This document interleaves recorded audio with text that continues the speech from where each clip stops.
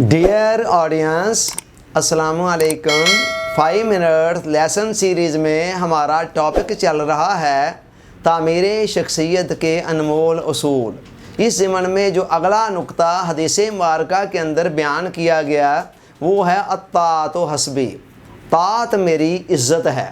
तात जिसे उर्दू के अंदर अलफ़ के इजाफ़ा के साथ अतात कहा जाता है, इसका मतलब है किसी की बात मानना, किसी को फॉलो करना, किसी के पीछे चलना। फिर इस बात के मानने की भी दो सूरतें हैं। एक है आप लगे बंदे मारे बंदे अंदाज के अंदर मजबूरन मान रहे हो बात, और दूसरा ये है कि आप दिल की खुशी के साथ अपनी कल्बी आमादगी के साथ किसी को फॉलो कर रहे हो। ये जो दिली आमादगी के साथ अपनी खुशी के साथ किसी को फॉलो करना है, ये है वो अतात जो इस्लाम के अंदर मतलूब है। हुज़ूर अलैहिस्सलाम फरमा रहे हैं कि ये अतात करना ये मेरा हसब है, ये मेरी इज़्ज़त है, मेरे लिए इसके अंदर इज़्ज़त है।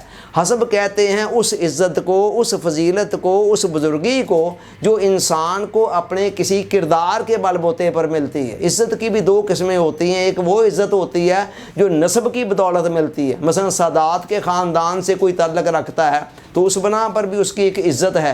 तो ख़ानदानी शरफ़ और वक़ार जो है ये भी इंसान के लिए एक इज़्ज़त का, एक फजीलत का ज़रिया होता है। और दूसरा ज़रिया वो होता है जो इंसान अपनी सीरत, अपने किरदार के बलबूते पर जो इज़्ज़त करता है। दोनों का अपना अपना मकाम है, मगर हज़ूर अलैहिस्सलाम ने फरमाया मम बत्ता अमलहु लम युसरे बिही नसबहु, जिसका अमल उसे पीछे छोड़ देगा उसका सिर्फ नसब उसे आगे नहीं बढ़ा सकता। यानी नसब की फजीलत अपनी जगह पर बजा, मगर उसके साथ साथ इंसान के पास किरदार की फजीलत भी होनी चाहिए, अमल की फजीलत भी होनी चाहिए। चुनाचे हज़ूर अलैहिस्सलाम ने इसको अपनी इज़्ज़त करार दिया, अतात को, बात मानने को, मान कर चलने को। आम लोग इस गलत फहमी में मुब्तला हैं, वो समझते हैं जितने ज़्यादा हम लोगों से माल और दौलत के अंदर ऊँचे होंगे, ओहदे के अंदर ऊँचे होंगे, दूसरों पर हमारा गलबा होगा, तसल्लत होगा, उतने ही ज़्यादा हम मुअज़्ज़ज़ होंगे, उतनी ही ज़्यादा हमारी सोसाइटी के अंदर इज़्ज़त होगी। ये एक बहुत बड़ा मुगालता है। हज़ूर अलैहिस्सलाम फरमा रहे हैं कि इज़्ज़त मालो दौलत, जाहो, मनसब, शोहरत, ओहदा, इक़्तिदार की कसरत के अंदर नहीं है। इन चीज़ों के नतीजे में भी इज़्ज़त मिलती है, मगर वो बड़ी खोखली किस्म की होती है। जब तक ये चीज़ें बंदे के पास हैं वो इज़्ज़त भी मौजूद है, और जब ये चीज़ें छिन गई, ख़त्म हो गई, तो साथ ही वो इज़्ज़त भी ख़त्म हो जाती है। जो असल इज़्ज़त है वो है जो इंसान की सीरत और किरदार की बुनियाद पर मिलती है, और वो हज़ूर अलैहिस्सलाम अतात के अंदर करार दे रहे हैं। अब सवाल ये है कि अतात करनी किसकी है, बात किसकी माननी है। कुरान ने इस हवाले से 3 कैटेगरी बयान की। फरमाया या अय्युहल्लज़ीना आमनू अतीउल्लाह व अतीउर रसूल व उलिल अम्रि मिनकुम, ए ईमान वालो अतात करो अल्लाह की, अतात करो अल्लाह के रसूल की, और फिर उन लोगों की भी अतात करो जो उलिल अमर हैं तुम में से। तो पहली अतात अल्लाह की है, और दूसरी अतात अल्लाह के रसूल की है, तीसरी उलिल अमर की है। ये उलिल अमर क्या है, इनके अंदर फिर 2 कैटेगरीज़ हैं। जब दीन का मामला आएगा तो यहाँ उलिल अमर से मुराद हैं उलमा, फुक़हा, मशाइख, इसी तरह दीन का इल्म गहरा रखने वाले जो भी हैं, मुहद्दिसीन, मुफस्सिरीन वग़ैरह। तो ये उलुल अमर के ज़िमर के अंदर ये चीज़ें, ये ज़िमरे में ये लोग आएंगे जब दीन का मामला होगा। दुनिया का मामला जब होगा तो फिर उलुल अमर के ज़िमरे के अंदर दुनियावी नज़्म व नस्क़ का, इंतज़ाम व इंसराम का, तो फिर जो हुक्काम हैं, हुक्मरान हैं, जिनके पास इक़्तिदार है, वो उलुल अमर के ज़िमरे में आएंगे।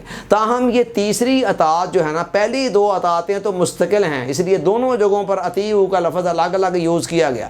तीसरी अतात के अंदर अतीऊ का लफ्ज़ अलग से यूज़ नहीं किया गया। इशारा इस तरफ है कि ये अतात मुतलक नहीं है। इसके अंदर देखा जाएगा कि इन उलुल अमर की तरफ से जो हुक्म मिल रहा है, आया वो कुरान और हदीस से टकरा तो नहीं रहा।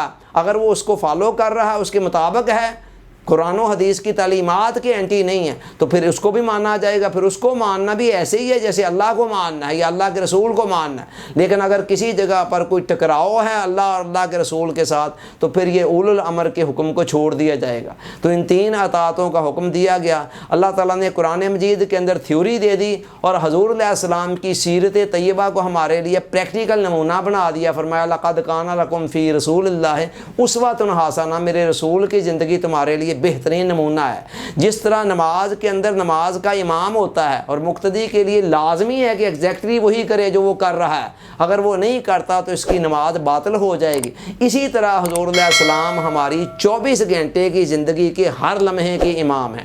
جتنا زیادہ حضور علیہ السلام کو فالو کیا جائے گا اتنا ہی ہمارا ایمان بھی سلامت ہے اور اعمال بھی خوشگوار ہیں، اچھے ہیں، اور جتنا جہاں ہم اس کو فالو نہیں کریں گے، ہٹ جائیں گے اطاعت سے، پیروی سے، سمجھ لیں اتنا ہی ہمارے اعمال کے اندر نقص آتا چلا جائے گا۔ اللہ تعالیٰ سوچنے، سمجھنے، یاد رکھنے، عمل کی توفیق عطا فرمائے، آمین۔ آپ کا بہت بہت شکریہ۔ السلام علیکم۔